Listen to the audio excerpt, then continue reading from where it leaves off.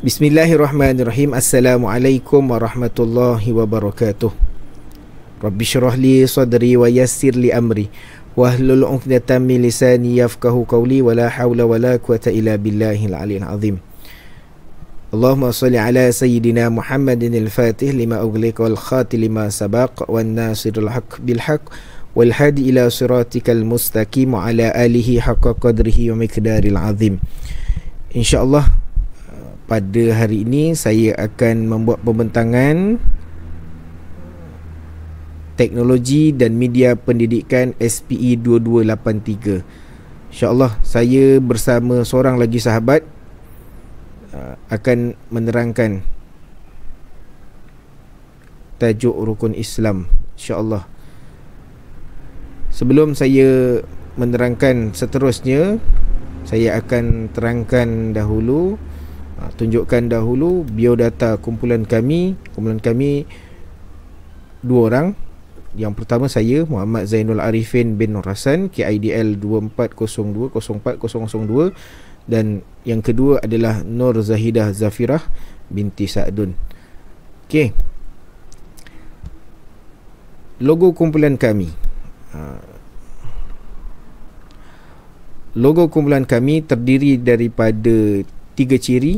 Yang pertama kepala, yang kedua Al-Quran, dan yang ketiga cogan kata.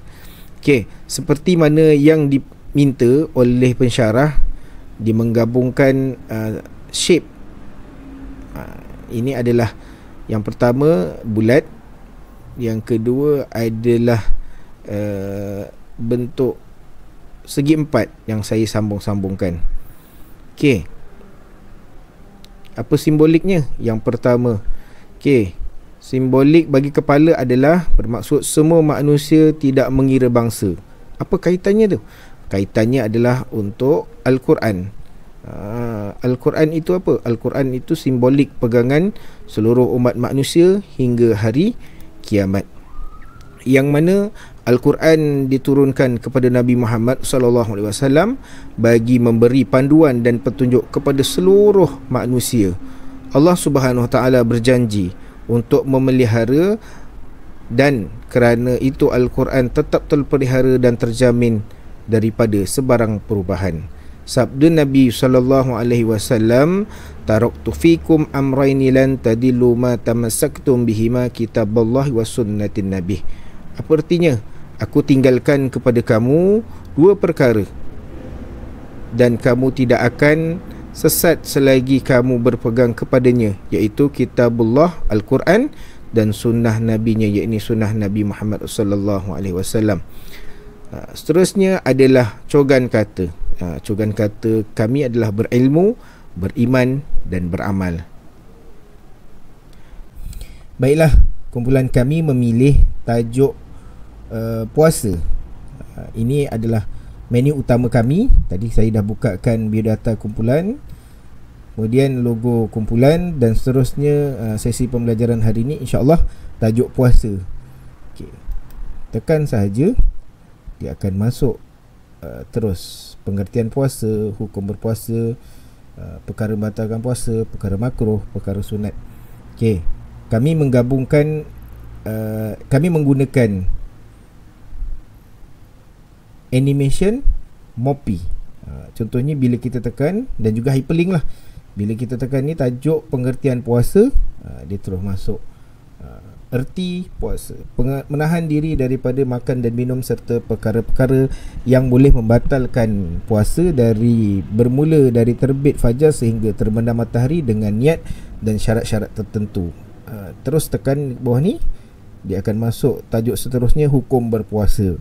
Hukum berpuasa adalah fardu ain, wajib ke atas setiap orang Islam yang telah cukup syarat-syaratnya. Tekan lagi, dia akan berubah kepada syarat wajib. Syarat wajib puasa ada 6: Islam, balik, mampu berpuasa, sihat, bermukim dan suci. Bila tekan lagi, dia akan masuk terusnya perkara membatalkan puasa. Apa perkara membatalkan puasa tu? Makan dan minum dengan sengaja, muntah dengan sengaja, datang haid dan nifas atau wiladah, mengeluarkan air mani dengan sengaja, memasukkan sesuatu dalam rongga terbuka. Tujuannya kenapa kita buat cara begini? Ini adalah menarik minat pelajar untuk lebih mudah mengingat dan juga mudah untuk membuat nota-nota. Okay. Baiklah, sampai di sini saja penerangan saya pada hari ini.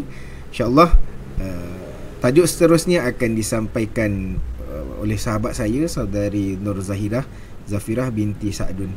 Wabillahi taufiq wal hidayah. Wassalamualaikum warahmatullahi wabarakatuh. Okey, seterusnya ialah perkara makro ketika berpuasa. Yang pertama ialah berlebih-lebihan ketika berkumur, tidur terlalu lama, berbekam, merasa makanan tanpa ada keperluan, berenang atau menyelam, memberus gigi atau menggosok gigi setelah masuk waktu zuhur.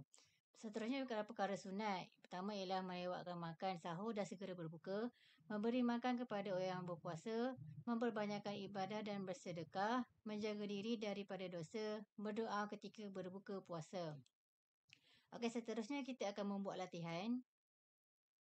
Okey, soalan objektif. Soalan pertama, pengertian puasa adalah menahan diri daripada makan dan minum sahaja. Betul ataupun salah? Okey, jawapan dia adalah salah.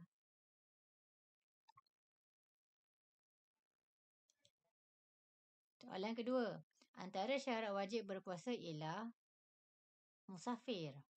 Saya cuba jawab musafir. Okey, jawapan salah. Sepatutnya jawapan dia sihat. Okey, soalan ketiga. Apakah perkara yang membatalkan puasa? Memasukkan sesuatu ke dalam rongga yang terbuka.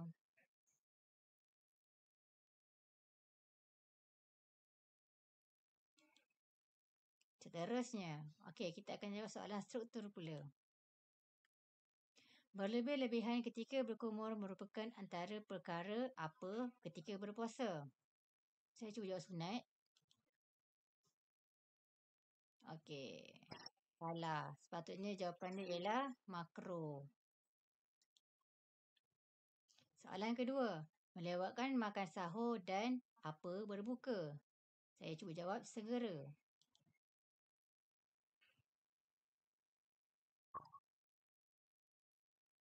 Okey. Seterusnya ialah kredit daripada kumpulan kami. Okey, sekian, terima kasih. Assalamualaikum warahmatullahi wabarakatuh.